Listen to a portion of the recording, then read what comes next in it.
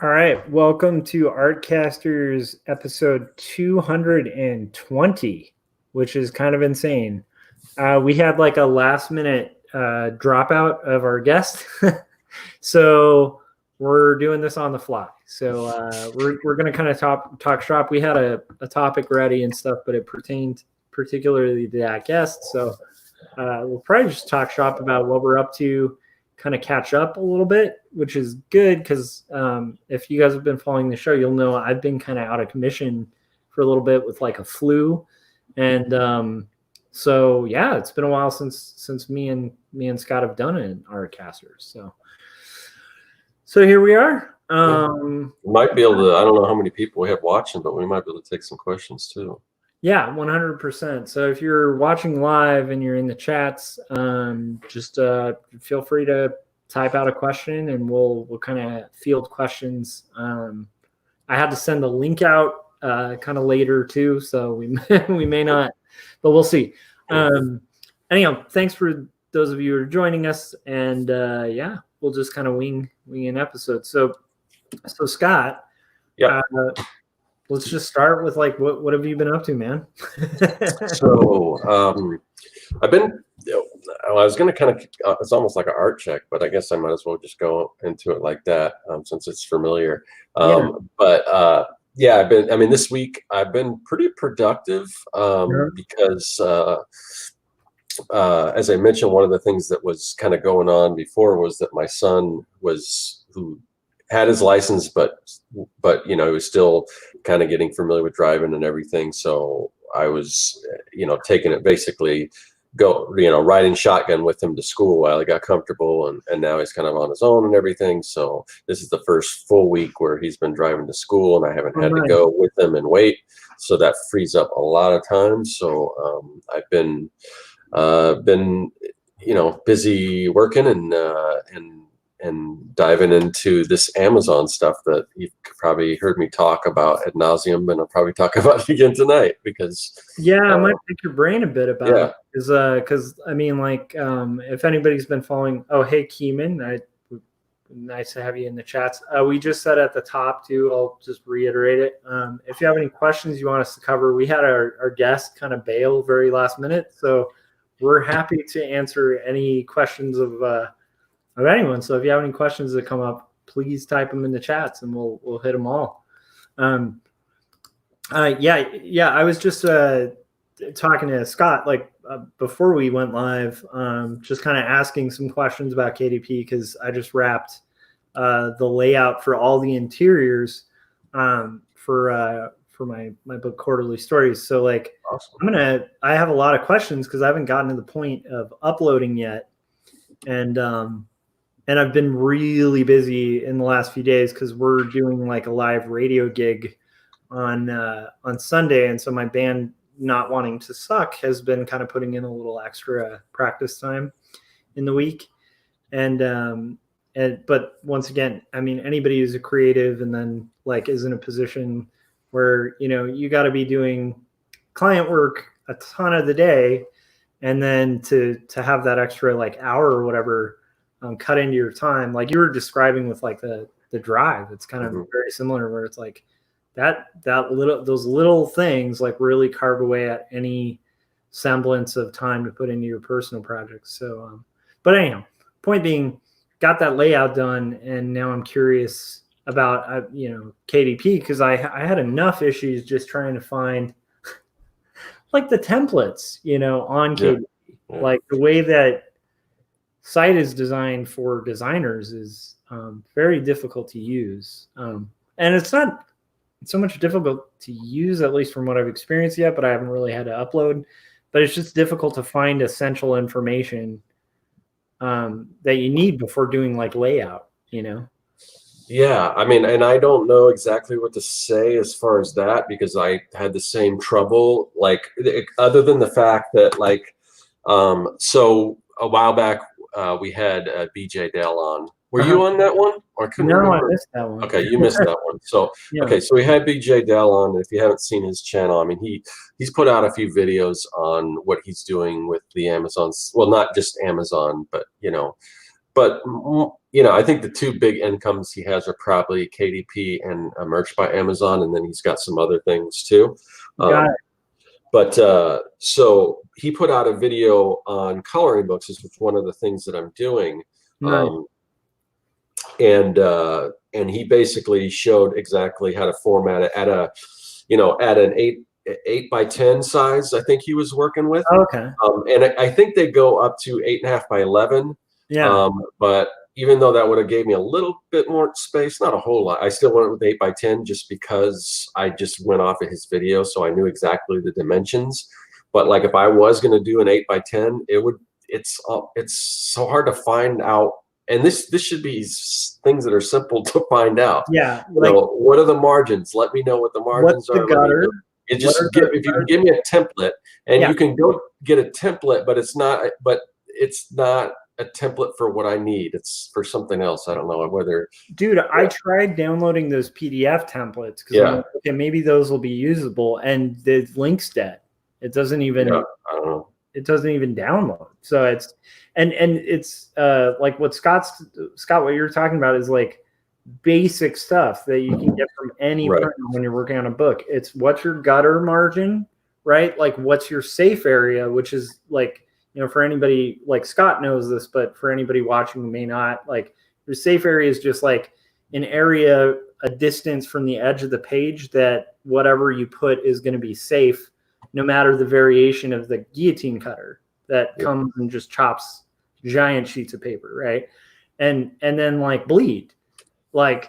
And I mean, it's good because I finally found out what their bleed is, and it's standard bleed, which is great. So it's 1/8 of an inch, which is normal bleed.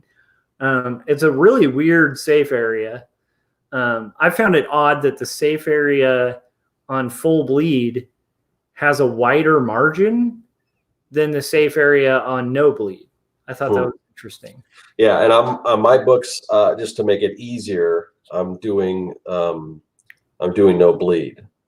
So like coloring books and like the the comic. Do I have any?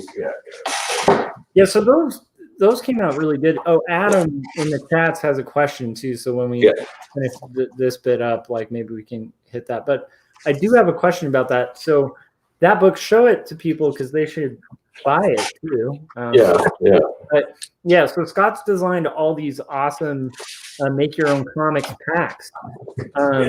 And it's a whole series that ties into his YouTube series that's kind of getting into the thick of like how to make comics. And he's formatted and made quite a few of those, and they look like the quality is really good, right? Yeah. I mean, the only thing that, if I had my druthers that I would have done is I would have made a blue line, but that would mean it's color, and color is super expensive. So they're kind of gray. They're grayed. And I did things differently. There's a bunch of people doing some, as far as the blank comic book pages, there's a bunch of other ones up there, and they're just so bad. And that's why I kind of wanted to do it, because I wanted something better. And I did mine. These are, I don't know if you can see here, but they're gray instead of stark black. So if you want to have something break out of the border or something like that, my intention is that you just use these as guides, and you can use your ruler and kind of go over them and everything if you want, or not. So there's that, and then I've got ones with sound effects and everything. This is what's really fun that I finished that I think people get a kick out of or like doing, but I don't know if you can see this, but you draw your superheroes here, male and female, and then you've got all the like stats and everything. Nice. Secret identity, team affiliation, base of operations, age. Then you write your origin stories and your weapons and weaknesses and powers and abilities and all that kind of stuff. And you can just keep track of all your characters and stuff. So, and they're like, they're like $6.50 on Amazon. So if you got Prime, it's free shipping. I guess I can put up where is that thing? The link? I'm looking for it. Yeah. Oh yeah. So yeah, you can find my books and my shirts and everything at this link here. So yeah, that's kind of what I'm doing. And like I said, I just, for those, I just went off of from that BJ Dale video. So it wasn't too hard. The only thing I ran into a problem is on the spine here. They've got like the safe area. I was able to find the template for like the cover, but not really so much the interiors. Yeah, the interiors are the top. But even though I kept it inside, it said it wasn't right. It said it didn't fit on some of them, and some of them it did. So now I've got, I don't know if you can tell the difference, but like, see how this one's a little bigger? Oh, there's so just I originally had it with font, and some of them they let it go, and some of them they didn't. So I had to change it. So now they're off a little bit, but not a big deal. But so I recently finished a manga a series like that of manga. So it's basically, you know, some of the same stuff but different sizes. So if you want more manga size, more compact and stuff, and it's got a little more pages but it's smaller. So for that, I had to figure out for myself. So, and when I just kind of guessed based on what that one was, and it went through. So, and of course I'm not dealing with bleeds. If I was, that would be a little more difficult. So now I'm going to get to my question on it, which is, so my thinking is, I want to print a couple dummy copies of my book to provide to people, a couple people I know, to help me kind of figure out what I'm going to do for the back matter, like the description that's going to go on the back of the book. And so I want to basically just print a blank spine and a blank back and just a flat cover and all the interiors, and then later modify it. Okay. And hopefully keep the same skew and stuff. So I'm curious, like, can you do proof copies? To my knowledge, I don't think you can, but I'm not sure. Okay. That I'm not sure about. I know you can email Amazon there's certain things you can email them that they will take care of, like for the look inside feature. Yeah.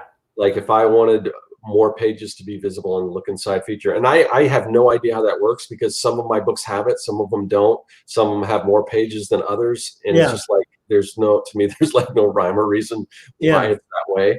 But so there is under the contact you can email them. You can also email them to put your books, and I need to do this with the manga one, I keep forgetting, but you can put your books in other categories, because when you first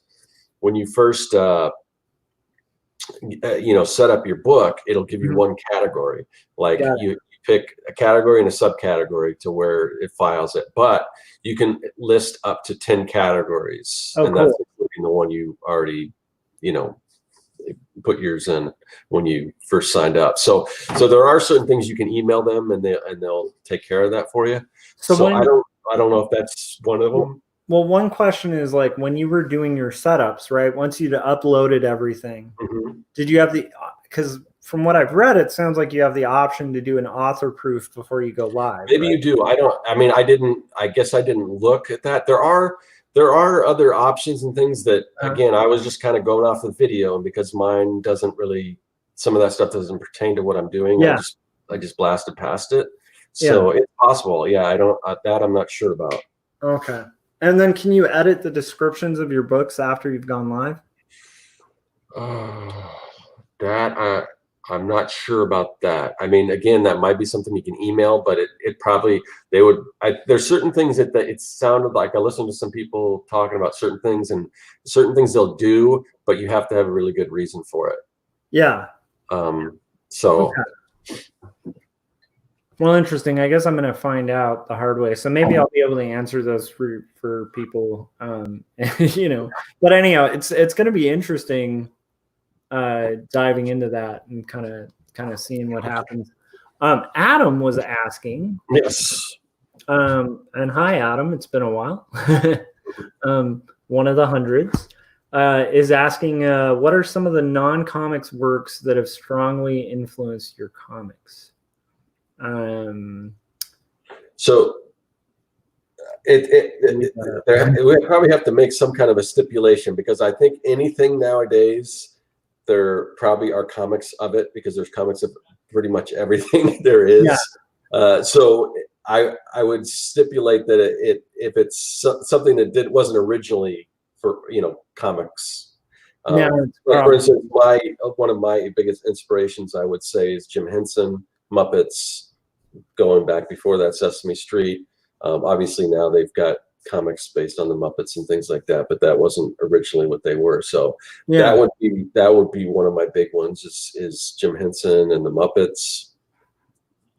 Nice. For me, like there's a ton, but one of the things that like really engaged and influenced me, and you can probably tell from my work, but it's like the thing that got me really into slice of life type stuff was reading Catcher in the Rye by J.D. Salinger.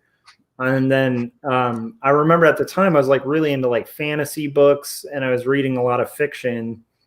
And that's a fiction book, but that ended up being like a gateway into a lot of nonfiction and autobio and stuff, because that book kind of led me to get into like getting into like reading, you know, like standard stuff like On the Road by Jack Kerouac, and then getting like super into the beats and reading all of that. I think that grew my love for like confessional storytelling. And then, yeah, I mean, that kind of tied into comics because I was reading, like, I think at the time I was starting to get into those books. The comics I was reading were like, you know, like Spawn and the Max, which I think the Max was also a gateway into like indie comics. But I was really into like the whole Image boom, like the very early, like the first iterations of Image. And so I'm reading those comics, but then I'm reading these books, you know, that I feel are like touching on these totally like profound, heavy stories. And I'm like, wow, wouldn't it be cool to have this in comics? Like, and so I think like that definitely influenced like my direction and stuff, you know, and there's a million books since, but it's like that definitely, yeah. What, yeah.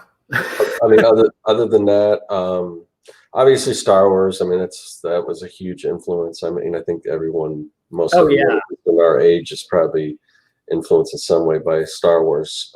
So that's a big one. Obviously, if you look at like, you know, what I'm doing comic wise, like Young and the Dead, you know, obviously that's big based on the kid action genre of, you know, like the Spielberg stuff and, you know, like Goonies, Monster Squad, all that kind of stuff. That was obviously a big influence on me as a kid. So I mean, yeah, there's tons of stuff non-comics related.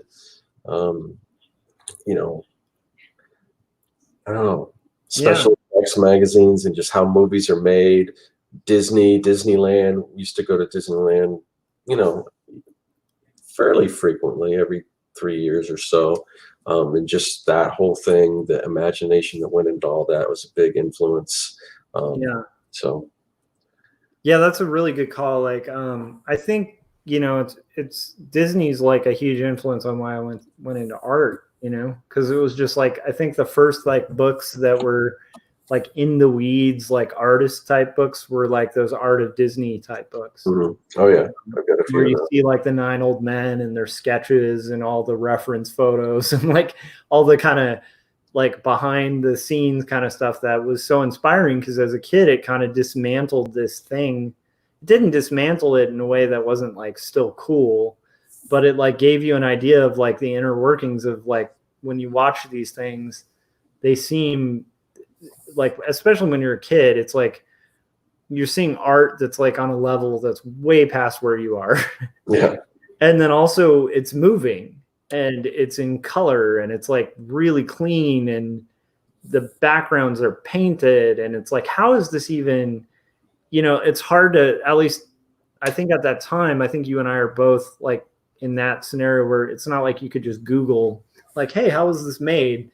So I remember those books, you know, on like the Art of Disney being just like eye openers and being like, oh, that's something people do. And like they make a living doing and stuff. So yeah, that's definitely, I think that's a huge influence on most people in the era of television, honestly. Yeah. And beyond. And I think, but going back to Star Wars, I Mhm. remember as a kid seeing like the making of Star Wars, Yeah. seeing how the special effects were done, and just Lucasfilm crazy things magazine. like how they made the laser sounds by taking a wrench and banging it on like a real taut wire, like a Mhm. phone wire and stuff, and that kind of got me into stuff like Starlog and all those magazines and Yeah.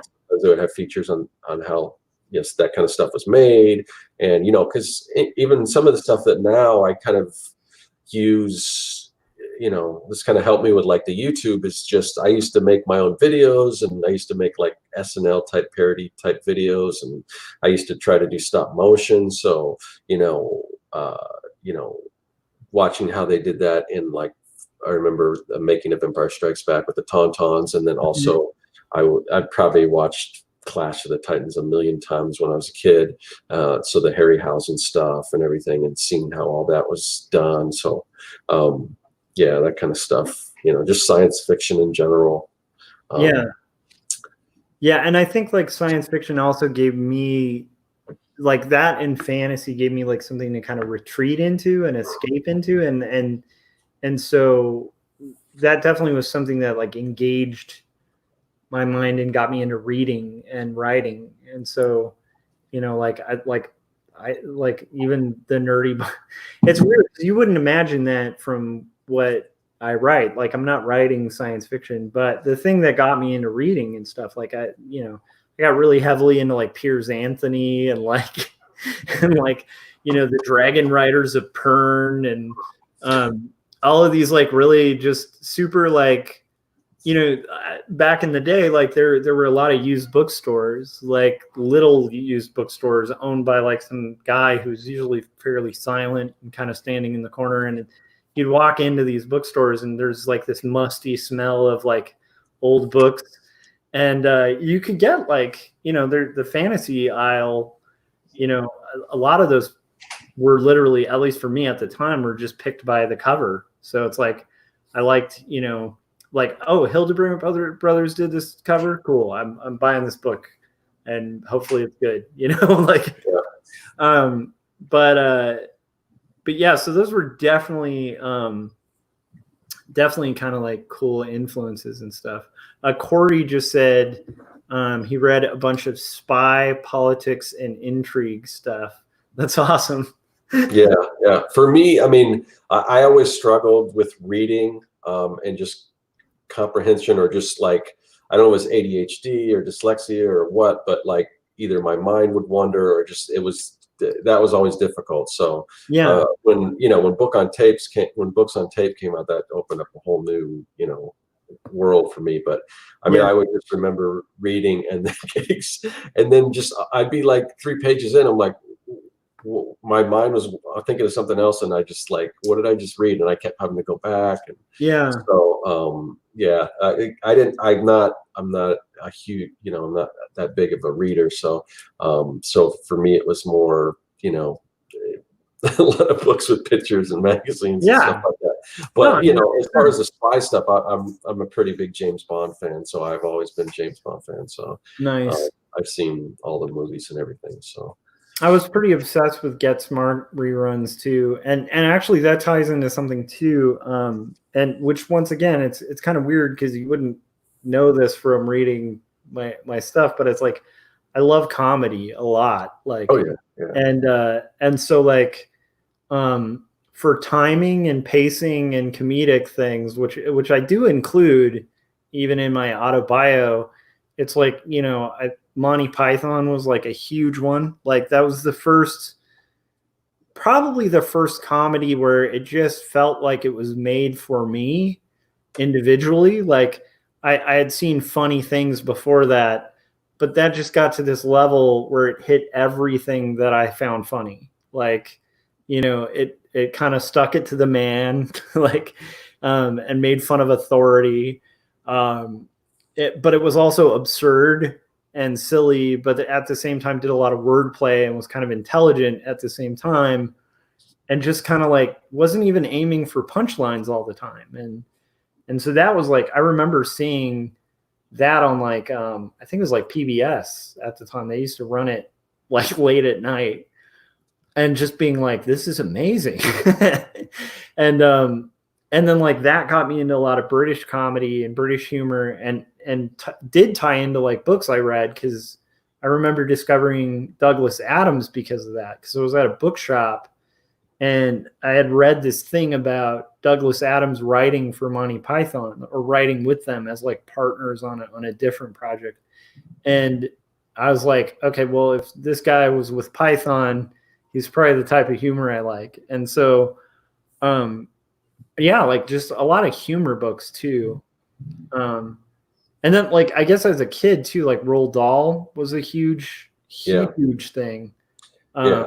I didn't really get into like the books, other than, there were a few books that we read in class, like Charlie and the Chocolate Factory and the Charlie and the Glass Elevator and stuff. But it wasn't until later where I started, getting like a lot of it through the movies, like, just like James and the Giant Peach, Matilda, all that stuff. But it's just, I love that story. I love that kind of storytelling, and you see a lot of that. I think that's why I also like the Harry Potter books, because you see, I think J.K. Rowling borrows a lot of that from like that kind of Roald Dahl thing, where it's just these kids living with these horrible people and getting away to these magical worlds and stuff like that. So yeah, and I think I think that actually, it's interesting, but like the other similarity I could see with like Dahl's kind of stuff, even with your like with your comic, is like the stakes are high. And he's I think when I was young, like one of the things that was boring about a lot of kids books was like there were no stakes. Like the kids weren't in danger. Like there was no, threat. And a lot of books written for kids, at least at that time, were almost like insulting to kids, where it's like they're like books that as a kid, or stories, even movies as a kid, that you just like, as a kid, you'd kind of see through, because you're like, oh, this is what an adult thinks a kid likes. Like, this is not a kid's story. And then you read Dahl and it's like, oh, wow, okay, like this kid's actually going to get killed if they don't do their thing right, or like they have like terrible circumstances, or like, and I loved the way he painted. Most of the adults in the story were less in tune to what was going on. Like they weren't the heroes; they were like tertiary characters. That weren't the ones who came in and saved the day. Like the kid actually had to go through the hero's journey, and I love that about those stories. And I think that was really inspiring. It's funny, like I actually think it's a good question though, like the idea of non-comics works that affect your stuff, because I do feel like if all you look at are comics, you might end up making really bad kind of derivative comics, that are just pulling from other comics. So yeah, I think outside sources. And then, well, okay, so then what about like classic like zombie flicks? Did that have an influence on? No, I didn't see. I wasn't really, and I haven't seen a ton of zombie movies. I mean, I've seen the original Night of the Living Dead. That's probably my favorite. But I saw that later in life. I may have seen it after I started Young and the Dead. I'm trying to remember I guess the closest thing to a zombie movie I saw before that, and it wasn't really a zombie movie, was like Night of the Comet. Oh no, I did see Return of the Living Dead, but that was more of a comedy. And I did take some of the I took some stuff from Return of the Living Dead, even though mine's not. Well, it's sort of in some ways it's a comedy because it's kids and it's fun and stuff. But like just the zombies talking a little bit, not so much. Like in my book, it's like synapses that fire off, and they just vague memories of words. So it's like mostly it's grunts and growls, but every once in a while it's like they'll say brains or like flesh or something, just things like that. That just because in my book, and I don't even know if I've got to this point yet where I've explained this, but they're kind of driven by whatever that particular person, it's like that primal thing, which in most cases is to survive and to eat and to feed, where and again, this might be a little bit of a spoiler, but in later episodes, there's certain people that are affected differently. Like if they have other primal needs that even outweigh kind of hunger, then they might react more to that.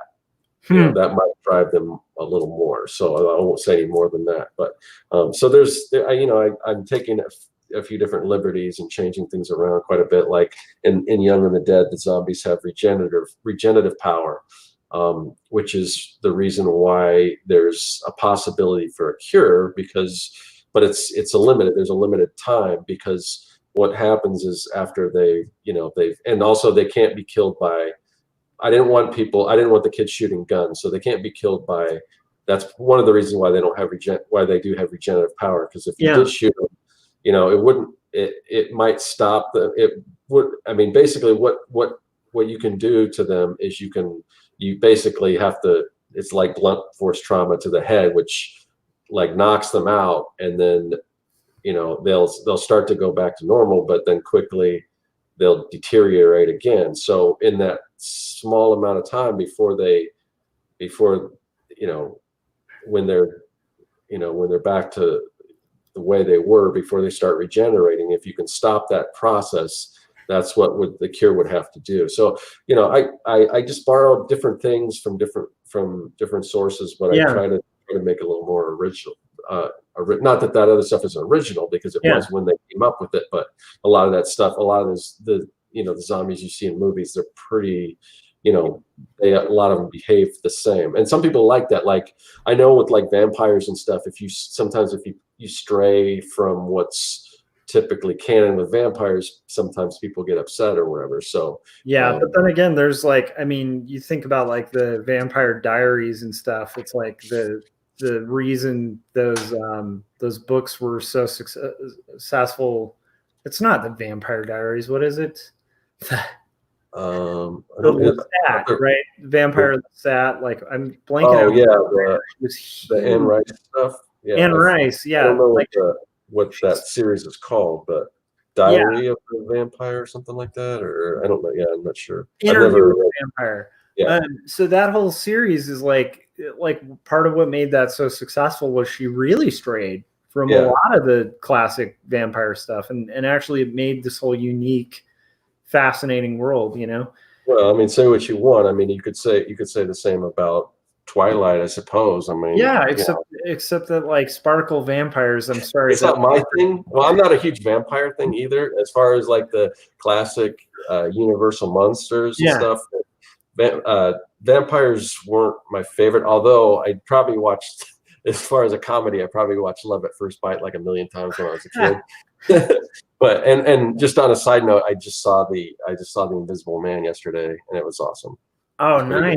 Yeah, they finally did a good job taking something and they changed it, but it made sense the way they changed it, so although I would still like to see them take that, whether they do it as a universe or solo movies, and just do it like the originals. You can modernize it, but have it sort of the same story. And I don't want it to go too far from that original source. I want them to sort of look like they did back then, because I wanted, not that this Invisible Man movie, I didn't want him to have like the smoking jacket and all and the bandages, not for this, but I would still like to see that. I'd like to see sort of that original updated, but still have them look like that. I'd like to have Frankenstein look like the old Frankenstein.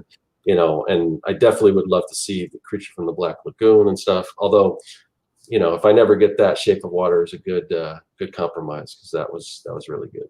Yeah, I think it's funny because like I'm not a huge vampire fan, but I did really like because I was a book nerd. It's like Bram Stoker's Dracula is a great book. Like it's wonderful. It's written like a diary, and it's basically like documenting this initially like a stalker like, and then it starts having more and more reveals, where they're really creating this character of this vampire, like the whole legend of it.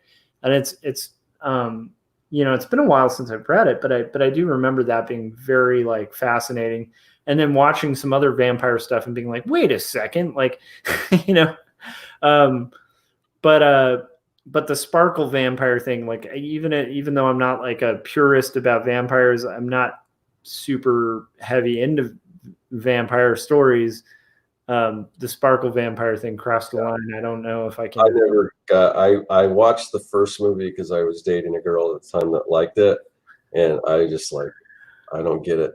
I got dragged into it, and I couldn't get past like 25 minutes. I was like, I can't do it. But more power to people who like it. And I'm not the target market, so I mean, 100%. A lot of people that love that, and that's that's fine. I mean, so. Oh, Frank said, just don't make the zombies sparkle. So I think as long as that's not your big plot twist. Yeah. No. Zombies. I can say that with confidence. There won't be any sparkling zombies. No. Oh, darn. Sorry.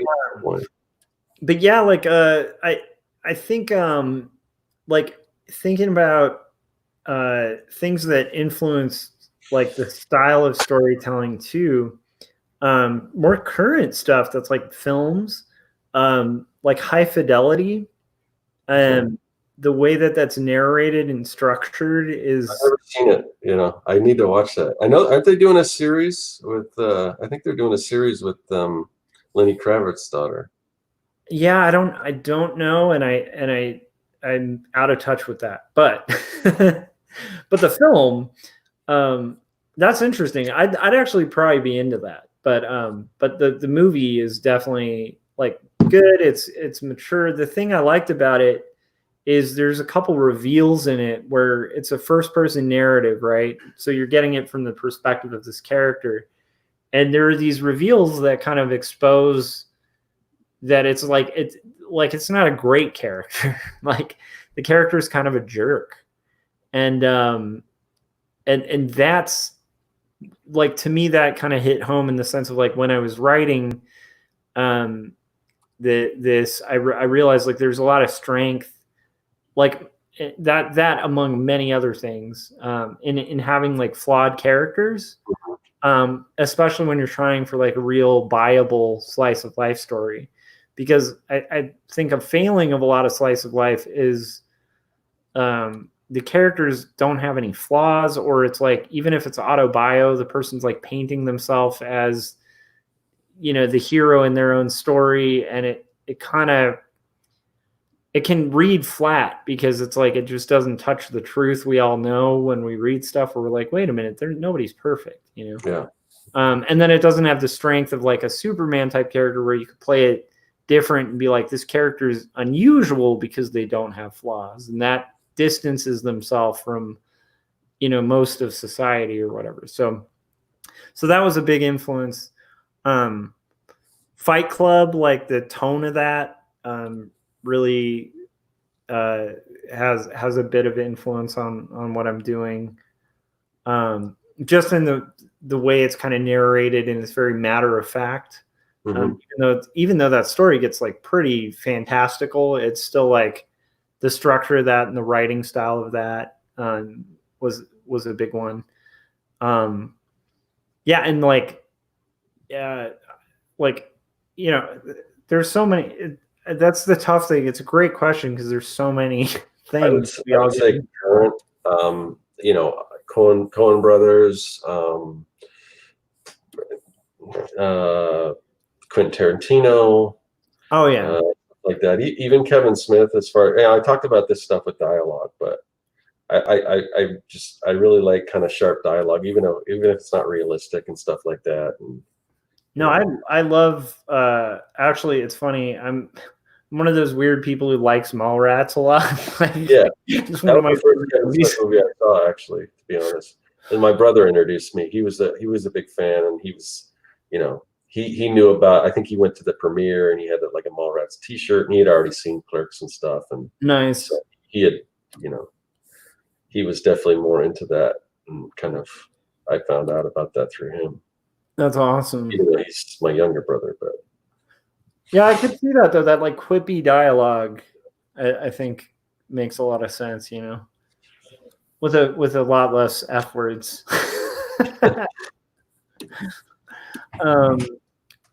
Yeah, man. So yeah, that's a little bit on the non-comics work we were influenced by and stuff like that.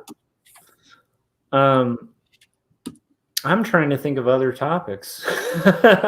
we can kind of, I guess we cover everything kind of what we're doing. I know we touched on, we touched a little bit on KDP. I mean, right now I'm doing, oh, that's interesting. That's awesome, Frank. I wonder how that was. So yeah, for KDP, I'm like right now I'm working on a coloring book, which some of the stuff I'm working on isn't really under my brand.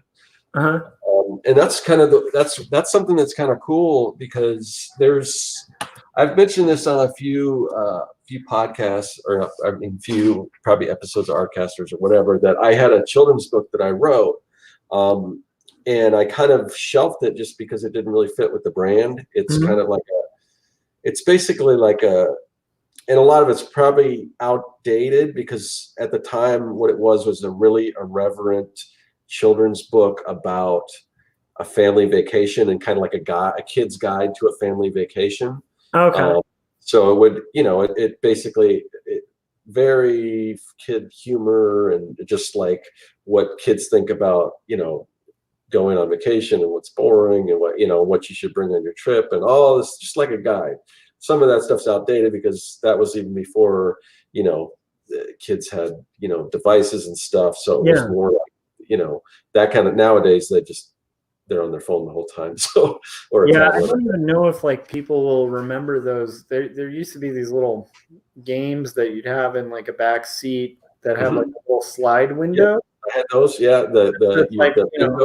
It's like bingo, but like, oh, there's a stop sign. Yeah. Or license plates. Yeah. I had all that stuff. So yeah, stuff like that. So, but I still got that. And what I was thinking was, I could probably take that book and like even maybe chop it up and make like little tiny like field guides like on KDP that would be like little travel things. Because I had sections like basically the planes, trains, and automobiles. Like I can do one on planes, and then I could because there wouldn't be enough to do a whole book, but I could do sort of a low content, meaning I could introduce everything, like I'll kind of, or interspersed throughout the book, have it introduce kind of these funny little things, and then have just space for kids to write a little journal, like on their travels, So, so that might be something I can do. I can go back and kind of mine some of the stuff that I did, because the thing, and this is something that if you watch the video, if you watch the show we did with BJ Dell, he talks about how he's not even that, he's kind of building a brand on YouTube and stuff, but a lot of the stuff that he has out there that are bringing him income aren't necessarily part of his brand. Because when you're on either merch by Amazon or KDP, each product you put out there, you can put under a different brand name, and you can use as many as you want. So I've got t-shirts out there that, very few of my t-shirts are under, I don't even think the ones that are technically CircWorks branded are under CircWorks, because I'm using that as keywords. So it's like science supply company, but not CircWorks. People aren't searching for CircWorks necessarily. But anyway, so I can do some of the stuff that necessarily doesn't fit in my brand, and it's not gonna. Whereas before, I was afraid that if I put that stuff on my website, it doesn't make sense. But now, because it's just something separate, I can do that kind of stuff. So that's kind of one of the things I'm going down. Like with the coloring book, I don't want to get too much into it right now, but it's it's got pugs and stuff like that. I'm going to do some different dogs and things, doing funny stuff and everything. So nice. But yeah, so I don't know. It's interesting. it's also new. I don't know. Like there's things that I worry about, because like even though I did reach my goal and I got out of those first two lower tiers that are really difficult, still to this day I haven't had, even though I'm trying to do as much research as far as the keyword search and how to make it so people can find it if they're searching for certain things, because people search for all kinds of stuff on Amazon. And it is a numbers game and everything. And even now that I've got 100 slots, and I think I've filled like 53, so I still got a way to go. But the more stuff you have, the more likely it is to get found. But I don't think I've had, none of my sales have been like people searching and finding something and then buying it. It's also either stuff I've sent or like through like partnering with people on their Facebook page, doing designs for their whatever their Facebook group is, and then them buying shirts and things like that, which is a good way to go too. I mean, that's definitely a strategy. If you're somebody who's thinking about doing merch by Amazon and you're an extrovert and you're somebody that goes out there and talks to people and can make sales and stuff, for me, it just happens if I'm talking to somebody, like I'll be at parties, we have parties across the street and stuff. And if I'm talking to somebody like that, sometimes they'll tell me what they do. Like I was talking to somebody who was a welder and he gave me some ideas for some shirts for welders and things. And so that kind of stuff. And then I can even send, if I do the design, I can send it to that person, they may buy it. Or like I said, if they have a group, like a Facebook group with some following, then I can make shirts for them. Because it's good for them because they don't have to carry different inventory. They don't have to worry about sizes. They don't have to pay anything, and they can get their, I can make the money off of it, and they can get that, use that as advertising and get that out there. So there's people that are there. I mean, I listened to an interview with a guy that, he was making $1 million doing that. Just, he probably had, I don't know, 500 designs, but they were all, most people that are making a lot of money have thousands of designs. This guy had maybe 250 to 500, but it was all like in these, like where he would go out to these businesses and he'd go to like a pizzeria and he'd say, we could use this as advertising. Somebody comes in or you show this link, they'll scan it or whatever with the, what do you call it? What are those things called? QR code. Yeah. And if they buy the shirt, if they wear it in the store, then you give them a discount on a pizza or something like that. And then so that person's making the sale. The business is getting more business, and they're getting advertising out there. So that there's all kinds of different ways, and there's probably, if you're clever enough, there's probably things that people haven't even done yet. There's a lot of opportunities there, but it's like with any business. I mean, the typical way, the thing that I'm doing right now is fairly saturated, even though it's new. I mean, this thing is really going to grow because they, when you look at like a Redbubble where they've got everything like duvet covers and laptops, all that merch hasn't even gone there yet, but rest assured they will. So, I mean, it's only going to get bigger. So even though there's people saying it's oversaturated, I mean, marketers and stuff know about it, but the average person has no idea what this thing is. So it's not anywhere oversaturated really when you think about it, but still, you got to find these niches that other people aren't, or do something original. And most of the stuff I'm trying to do is stuff that I don't have a lot of design. Like sometimes there'll be something, if I see somebody do something that's not great, maybe I'll try to improve on it, which is a lot of times what they tell you to do. But a lot of like my designs and my concepts are like stuff that aren't out there. So I don't know if that's a detriment because people maybe aren't searching for it because they don't know about it. But I try to put enough like keywords in there that they could find it if they're into a certain thing and like, oh, that's clever. I like that. So we'll see. I mean, it's still brand new. I've only been doing it for a little over a month. So I think I'm doing good. Yeah. And I think you've touched on some interesting things. Like for me, I think there's definitely a brand that I have right on in my art and stuff. But at the same time, if you have a good idea, and I think this goes for anybody watching this, but it's like if you have a good idea that's art related that you think it could sell, don't restrain yourself by brand. So I think that's good. Like what you're talking about with like having an avenue, like maybe don't put it on your main hub, right? Like and like you were saying, maybe diversify a bit. Yeah. But I do think that's great, and that's a good step because as much as I'm a fan of like really targeting in on like a single point of focus and like really giving it your all and then trying to break that wall. So you're not like, and I've mentioned it before, it's like that, it's like if you have a gun, you don't want to like shoot like a million targets. You want to aim at one target and you're much more likely to hit it. Right. But if you're in that scenario with your art, right, and there's a new target that shows up and it's really like, seems like there's a really clear path to hit it, like why ignore that? Like, so I think that's great. And I'm excited about it. And like, it also makes me a little excited about like, well, I'm just excited to be close to done with this book I've spent years on, but I'm also excited about KDP as an option with that. And some other things that I might do like in between, might tie into what like some of the stuff you're doing because it just seems fun and fascinating. Yeah, and the books, I mean, so far it takes a lot more time to do the books, but the books, I still need to advertise, but the books are selling. That people are finding the books. I mean, that's awesome. So I mean, part of it, I could be driving some traffic. I know Frank has bought some books and stuff, and he's actually searched them out, and even, he might be the only one that's actually looking. He's got a comment here, but he might be the only one that's actually out there looking for stuff that says Surfworks on it. Awesome.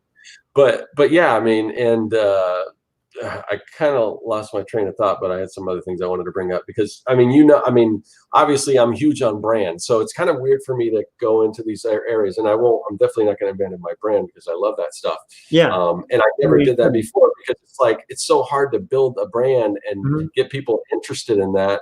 There was no way I'm going to, like with the children's book, like try to market something entirely different because I just don't have the time. But the thing about Amazon, I mean,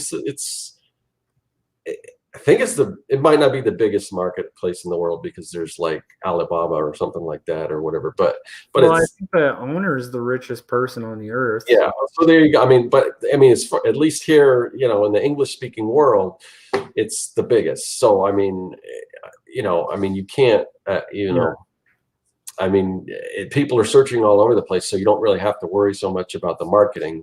I mean, as far as finding the audience is out there. You just need to, make it so they can find what you're looking for. So cool.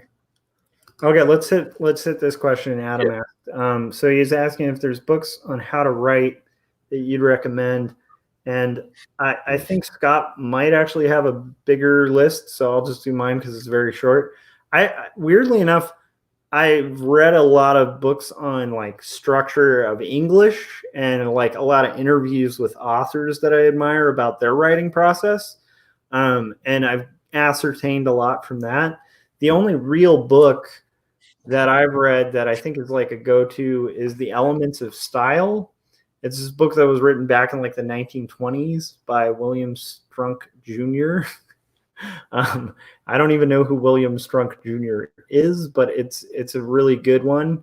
I'd also just always recommend The War of Art. And that doesn't have to do so much with the structure of writing, but more of like the discipline of showing up.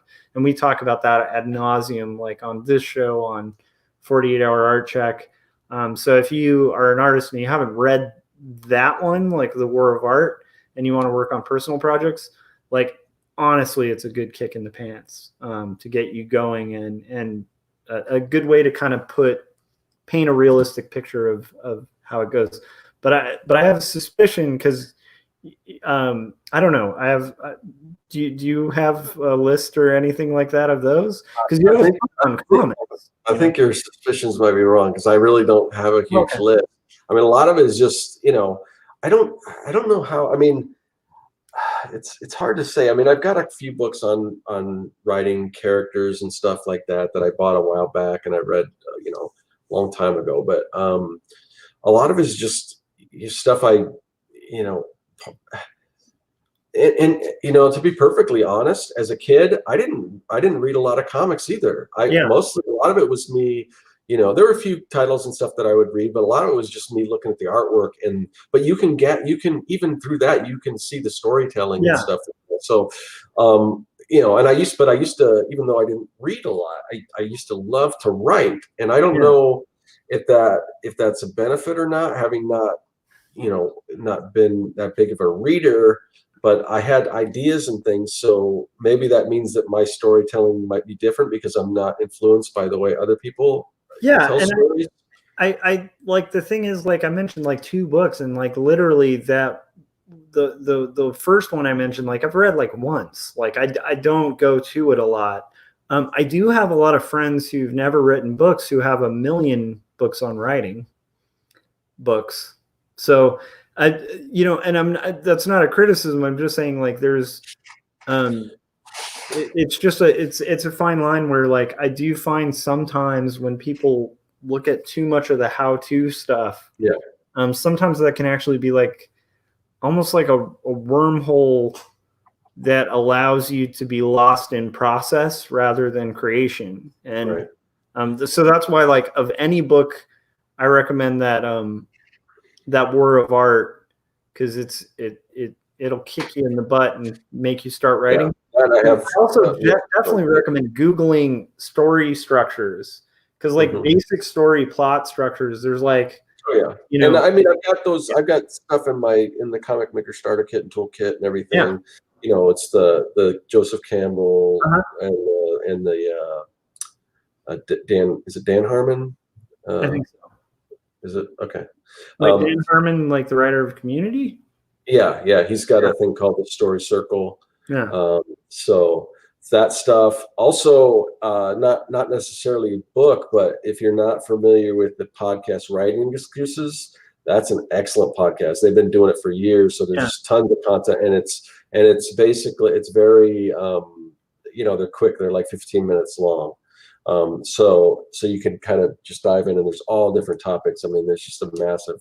I mean, I get a lot of good ideas from that. So yeah, and then Corey was recommending Invisible Ink, the Golden Theme: Story, Substance, Style, and Principles of Invisible Ink is one that I've wanted to. I don't think it's on tape. I've looked for it on tape, but it's not. So I might just have to actually get it and just read it. Yeah, I tried to get through Save the Cat, and it's so weird because it just seemed like a book that was like describing a sentence that was pretty good, but it didn't feel like it needed to be an entire book. Because the premise of it is basically like exactly that. Like, you set up a story with Save the Cat, like, have some suspense, a clear agenda, an arc, like, set up. Anyhow, so, but yeah, Brandon Sanderson. Is that like the? Isn't that the guy that writes the books that you guys read? Is that like the guy who does? Yeah, I think he's on the Writing Excuses thing. Mm-hmm. Oh yeah. Corey and I's guy. Yeah, So Adam Hardy's familiar with Writing Excuses. So. But I think like interviews are good with other creators, and then also just like I always recommend this with art too. It's like you can often learn more about a process of art rather than getting the making of book. Like, literally just look at and we've talked about this, but it's like, a lot of us learned inking by kind of reverse engineering inks. Mm-hmm. Like looking at the finish and then going, how could I do that? Like, what's that line? How do you get that movement? Yeah. And I think you actually learn a lot by just reverse engineering. So I always recommend just like looking at stories and reverse engineering their structure and being like, okay, like what was the beginning, middle, and end? How did they get there? Like, what made it compelling? What made you care about the characters? But yeah, for me, I'd also just like, I'm a nerd about reading and I love reading, but I also always want to caution people, like, don't get so heavy into reading process if it's not benefiting you and helping you make it. I would always question it, is what I'm saying. Like, if you're reading a ton of books, on screenwriting and you've never made a screenplay, it might be time to make a screenplay instead of buy the next book on it, because have you known I don't know, I've met a lot of artists too that'll get like caught up in these like process books, and then like at some point it's like, just do it. Yeah, it's similar to what I talked about on my world building episode. Yeah. Even though I did cover world building because it's kind of an important part, but I was like, right off the bat, I was saying, don't get too crazy with this stuff, especially if it's like your first comic or so, because you'll never get a comic done because you'll just be coming up with all these worlds and stuff. Yeah, I've told Corey and you this a couple times, my Silmarillion example, which is like, there's a lot of people who think they're, gonna make Lord of the Rings, and in order to do that, they're creating their own Silmarillion, which is like the books that Tolkien's kid like published far after Lord of the Rings came out, and it was just a bunch of his notes, like now keep in mind, like if you're like an Oxford scholar who's a language expert of different like linguistics and stuff, then making your own language for your world before writing your book might be a smart idea. If not, it may not be necessary. Like not everybody's C.S. Lewis, and not everybody's J.R.R. Tolkien. Like there's some writers who build these fantastical worlds outside of the book they're building, and that's good. But that can also end up being like a process of delaying making your work. So I think creating structure is good, but yeah, like what you're saying in that video, Scott, is like dead on, because it's like I've met so many, I've known way too many people who kind of have that novel they're working on notes for that, like, and I always use the example, like there was a guy I knew in junior college, and he had been going to junior college for like 20 years, and he had a backpack just full of journals that were like his work in progress of like his big epic fantasy story. And I remember I was just asking him, well, do you have like any chapters or anything of that? And he's like, well, no, I'm still working on like the structure. And I'm like, so you've been working on, like, once again, I for all I know, maybe that guy went on and published like the most brilliant epic ever, but I suspect probably not, because like the more I got to know that guy, the more I realized like it's kind of his resistance, like his way of delaying, actually making the thing, because that's a scary process, because then you have to face what you make, and it's not always going to be good. Yeah. Oh, Frank was saying, so I should stop buying make your own comic books. No. But no, because you can actually, that's not necessarily world building stuff. That's like, you can actually do your, the idea behind that is to do your comics in there. Yeah. So that's more active. That's kind of what I'm advocating. So, but I don't think Scott would be like advocating for you to do it. Like if you got those and you found that it wasn't helping you make progress, I think Scott would want you to buy it. Like, and I say that in my videos. That'll help you. Yeah. Yeah. In the video tomorrow, I show the book, one of the books, and then I talk about how you can also get the free version. And I try to talk about the benefit of each one. Like the free version, obviously it's free, but you got to print it out. And these are convenient because it's a book form. It's not super expensive. You can carry it around. It's nicely bound and everything. So, there's a benefit to that. But you could print them out for free if you wanted. Or the example I give tomorrow is something that, isn't related to me at all. You could do that. It's not one of my products or anything. It's just another way to do it. So there's a million different ways. I put out stuff, that hopefully, some people get some use out of, but it's not going to be for everyone. Yeah. And I do think like, in reality, like that's a little different, because it's kind of like buying a field notes, or like, because you can, field notes sell like crazy, but you could draw on the back of any paper, really. It's like, you don't need field notes. You can use anything. But. Yeah. they sell those at Walmart. They're just like a little notebook that size, but some I people. love it. Adam said, I have a big project like that I've been working on since middle school. Cool. Get it out. Come on. Start pages. So a good example of it's like, like Jeff Smith did most of Bone, like the whole story, not the whole story, but like a very good chunk of it, I think, for like a college newspaper.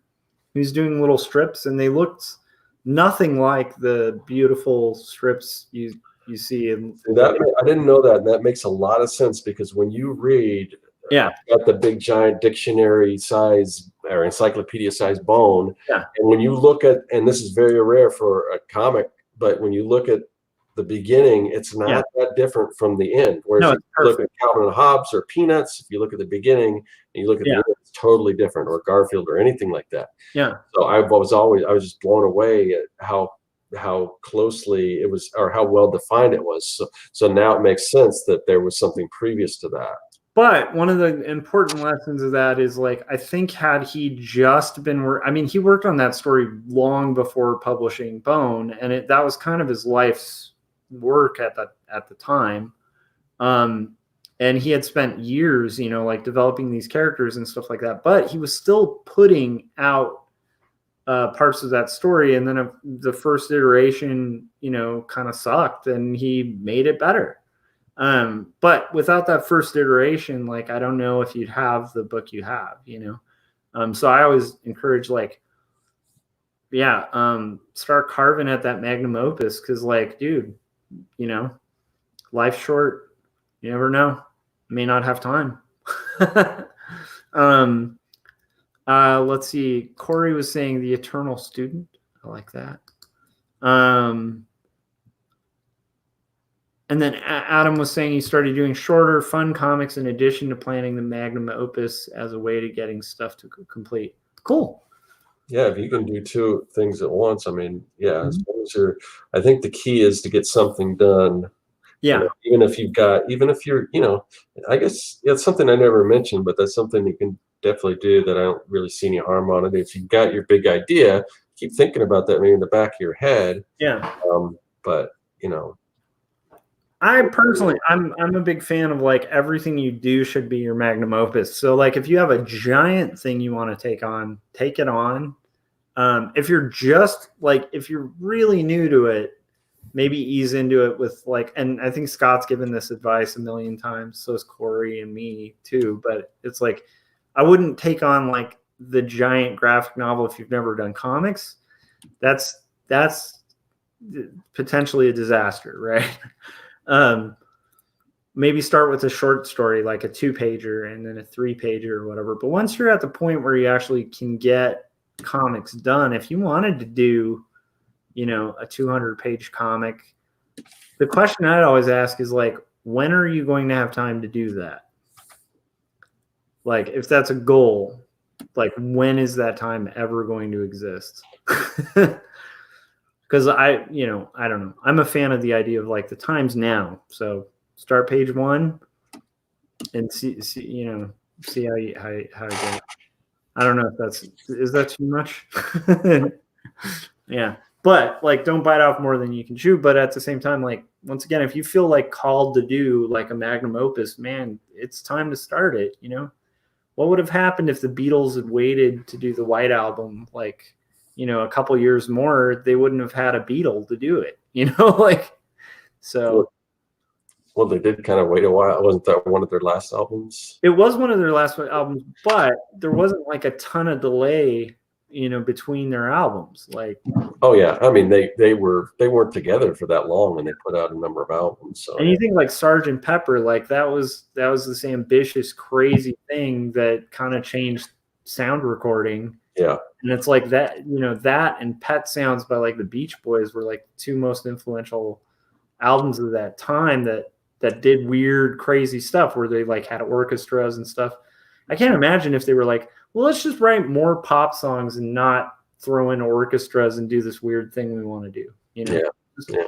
I don't know. I'm a fan of, like, times now. So if you got a magnum opus, work it out, start working on it, start pumping out pages. That's I see what you're saying. That's a little contradictory to what I usually say, because I think I always say don't start with your magnum opus, because chances are you won't. It's probably too big and too overwhelming that you might not get it finished. So, well, I agree. Like when you're starting, you want to start with something you can win. But if like I said, if you are able and have the capability to put out pages that are passable, my thought on it's like start your magnum opus, because like you're gonna have another.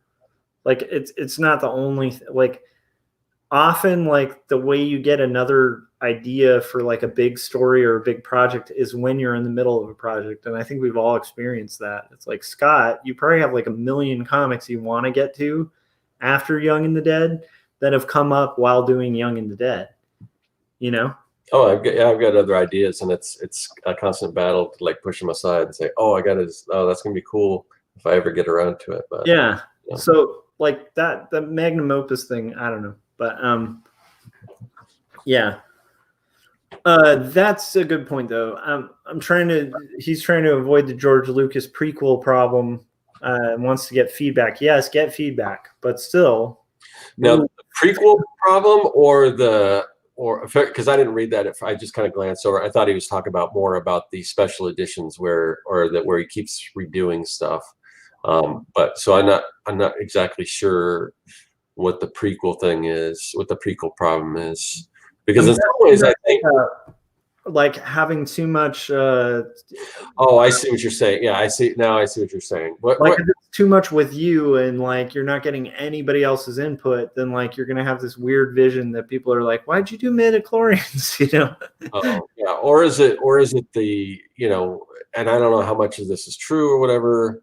I think I would imagine some of it's true, where he probably came in with this huge thing, like. I get the idea that the first Star Wars was probably something similar to what, maybe the first three movies, not that they were all drafted off, but it was definitely probably more, and he had to kind of condense it, and he had to say, well, I have to tell this other story another time. And, Here's a good argument against that, though, Adam, although I agree with you, like that's a good idea to fill your plot holes and plan your arcs and stuff. But I will say on the counter, what would have happened if George Lucas had waited till he had all those holes filled to make Star Wars? Yeah. We might not have had Star Wars. So, I'm just saying, like, the originals are pretty successful and good, in my opinion. I don't know. Frank said midichlorians. And then I do agree with, like, what Corey's talking about, like, where he did the prequels without any input, and, like, I agree. Like he was talking about the original ones had a lot of feedback, and it actually had different writers, which, like helped a lot. So I agree with that. Get feedback. Don't write in a tunnel. But yeah, it's funny. I think Scott and I are a good example of like it. Obviously there's different opinions, because I tend to be like the guy who's just like, yeah, you want to make a full-length movie, make a full-length movie. And people are like, well, maybe I'll start with a 15. Why? Let's see the full length, Oh my gosh. But I'm also the weirdo who spent 5 years on a comic recently. So I couldn't do what you do. So, I mean, I think you are doing it, though. Like, that's the funny thing. Every time we have this conversation, I'm like, but Young and the Dead is what I was doing. I take breaks, and like I haven't started the new issue or anything. So, I mean, I think in a sense, I have a suspicion that our page count's about the same. You might actually be more now. No. What's 22 times 4? 88. So I'm a little over what you've got, but not much. So I am. Point being, you're working on a long story. 88 pages is a lot. And then you got 22 more to wrap it, or you're thinking that is going to be or probably, or at least I still don't know if it's going to be 2 more issues or like a big last issue or something. I don't know. Cool. All right. We are at like an hour and 15. we managed to do it, the episode. So Yeah. I do have one question because 44 made me think of it.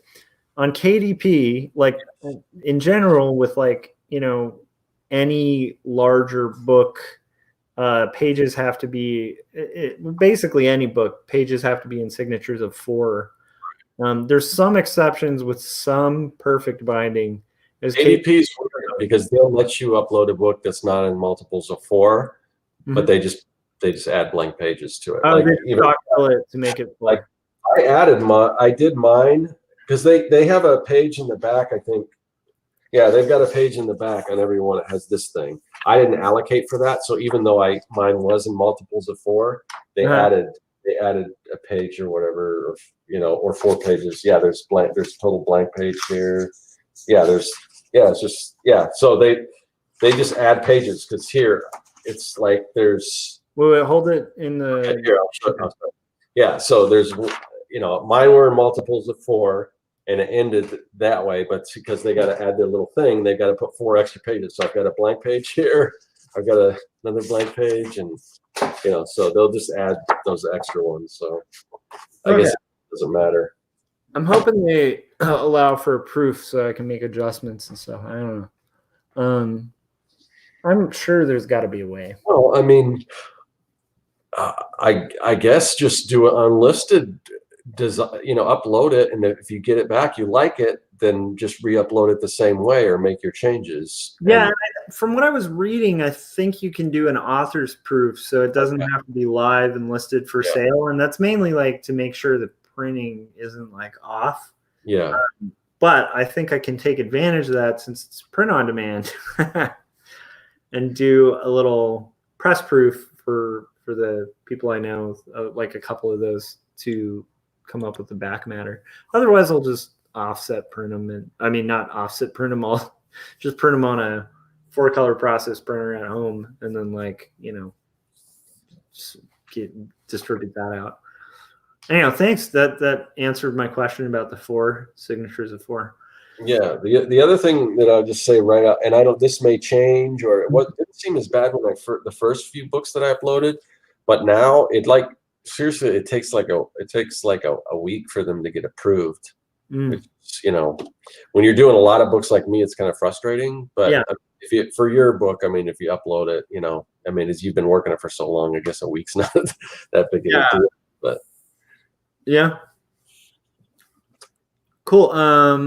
Let's see. Frank said those blank pages are for notes and sketches. Yeah, exactly. For the books that I'm doing, it's not a big deal, but it is kind of. And again, you know, in typical Amazon KDP fashion, I don't think there's anything in the literature that mentions that a book should be that, or that they're going to add other pages or anything like that. You just kind of. Yeah, and that's good to know. Like if they're going to add pages to compensate on top, like if I make mine within a signature of 4, and then they're going to add 4 more, like that's crazy, because that could be like a mass amount of blank pages. Adam said, thanks for answering questions, recommendations, and encouragement. No, dude. For asking them, because like we were kind of like, you know, we weren't expecting to have a guest drop out, so, you know, and we want to not do the show, so it's good that you guys, you know, chimed in and asked us some questions and kept the conversation going. Yeah, and anybody who's been watching Artcasters a while knows Adam's stuff. So, like, Adam, we want to see that comic because we like your comics, man. All right, we will probably see you guys next week, I'm guessing. And it gets kind of a little weird. So first, I'm going to tell you where to find me. You can find me on this channel, and you can hit subscribe and the bell. That'll notify you when we're about to have updates. You can also, like, we've been talking a lot about like swag and stuff like that. If you're ever bored, go to Threadless, look for Joshua Kemble with a K on there, and you can always purchase or check out some of my older shirts and stuff. I think that's the first time since how many episodes we've been doing this together that you mentioned that. I kind of forget to mention my stuff, like my merch, and then I noticed my my royalties dip a little bit, like the last month. So I'm like, nah, I gotta mention it every once in a while. Yeah, and I mean, this used to be Josh's bread and butter. I mean, he's got some great shirts on there, so definitely check out, see what Josh, Josh is doing. So and if you probably do that too. Some of those classics like Tackle Literacy or something. Nice, and I would like to maybe in the interim between books or something, I'll try to do a couple of those. But I will say outside of that, also check out my comic at quarterlystories.com. It's a comic about my journey with like finding faith and dealing with mental illness. And it's handwritten, hand lettered, hand inked, and hopefully handed to you someday in print very soon, hopefully. And till then, you can read it at quarterlystories.com and check it out and see if the 5 years I've invested in it was worth it. And then other than that, like I would just say, like, it gets a little confusing, these things bouncing back and forth. So first, Scott's going to tell you where to get awesome shirts from him and other cool things, and then after that let them know how they can kind of keep track of this crazy business we got here. So like Josh said, as far as the shirts, if you go to amazon.com/shop/circworks, you will find, I just uploaded some new shirts, so you can check out, like, I've got these matching couple shirts here. That's Anatomy of a Fangirl. Oh, that's rad. And then I've got, of course, if I go back here, I've got Anatomy of a Fanboy. So if you're a couple, you're a nerdy couple, you like to go to comic conventions and stuff, it's got everything kind of listed out there. I've got those for people like Josh who have beards and love science. There's Beard Science. So I've got that one. That was a new one. Let's see, if you like tardigrades, I've got the Unstoppable tardigrade here. So mostly I've got all kinds of stuff out there, but mostly some of these are like my science and Circworks types. Well, we got St. Patrick's Day coming up too. Yeah, so I've got those, and these of course they all come in green. Let's see, where's the another couples one. If you Amazon Prime is free shipping, so like you could get a really rad custom Circworks shirt for St. Patrick's Day coming up real soon. And so I got the Lucky Her, Lucky Him. I've got in the room with some Circworks St. Patty's. There's this one here.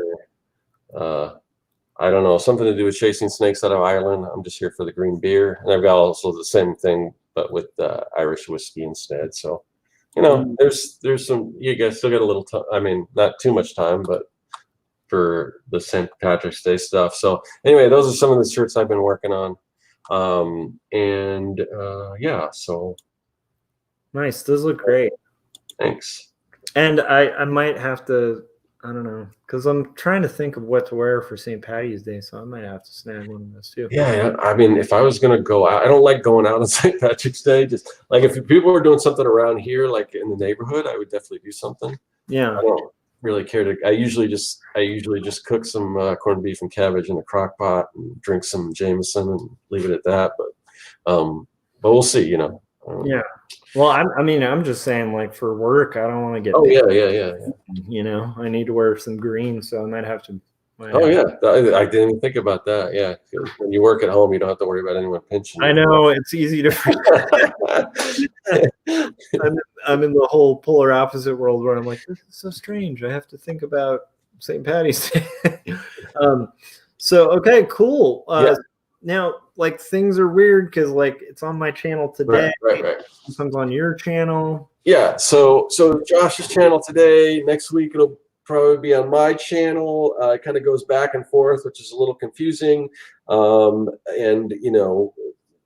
who knows who the guest is going to be or if they're going to drop out. Now, we didn't have time to let people know because it was kind of like a last minute thing. But typically, if somebody drops out, it's not very last minute, and we can change all that stuff and let you guys know via our newsletter. And it's real simple. All you have to do is go to the link in the description of this video and just subscribe to the newsletter. We don't spam you or anything like that. Just about 30 minutes ahead of time, we send out an email that lets you know whose channel we're going to be on, what day, all that kind of stuff. And it's fairly simple. So definitely check out that link if you haven't already. Sweet. Oh, Keyman, sorry, I will get to this now because I just saw that. Yes, I did miss your question. So let's go back to it. So is there a publishing company that both of you recommend to get comics self-published? Now, it depends. Like, if you're talking floppies, maybe, Scott, you want to kind of... Yeah, for the floppies, I use what are they called? Comics Wellspring, which is a division of, I think, Greco Printing. But if you just search Comics Wellspring, I really like the quality and everything of their work. Customer service is great. They've never screwed me wrong. Fast, pretty fast turnaround. I don't know. I mean, I guess, KDP. Now that I'm familiar enough with KDP, I mean, I don't know if it would be cheaper or how the quality be. From what I've gathered with books that small, I mean, like, the nice thing about KDP is it's integrated with Amazon, but I think that when you're dealing with books that small, your return is going to be a lot smaller. Yeah, and also, to be honest, I mean, these are fine for, like, well, I think the paper on KDP might be a little thinner. I mean, it's fine for what I'm doing, and it's definitely fine for, like, prose books. But for comics with a lot of artwork and stuff in them, and a lot of blacks and stuff, I would probably still go with Comics Wellspring. Yeah. And you can also, the good thing about Comics Wellspring is you can choose, because a lot of the print on demand, and this is a personal preference, but I think a lot of artists would agree with me that for comics, the interiors have that matte interior instead of the glossy. I just don't like that glossy because it just looks like color copies. Oh, I can't stand glossy interior. Yeah. It depends, though. Like, glossy kind of works if you're doing, like, really full color stuff with like that, with a lot of gradients and stuff. Like, I would agree. I want to consider glossy, but I do like. I think most designers and artists like matte as an option. Also, we've been talking about KDP and stuff, and so those books that Scott's been showing, and the book that I'm going to be printing probably will be through there. So if you have, like, a big, thick graphic novel, it's a pretty good option. It used to be Create Space, so you might have, like, heard people mention it before, but now it's under KDP.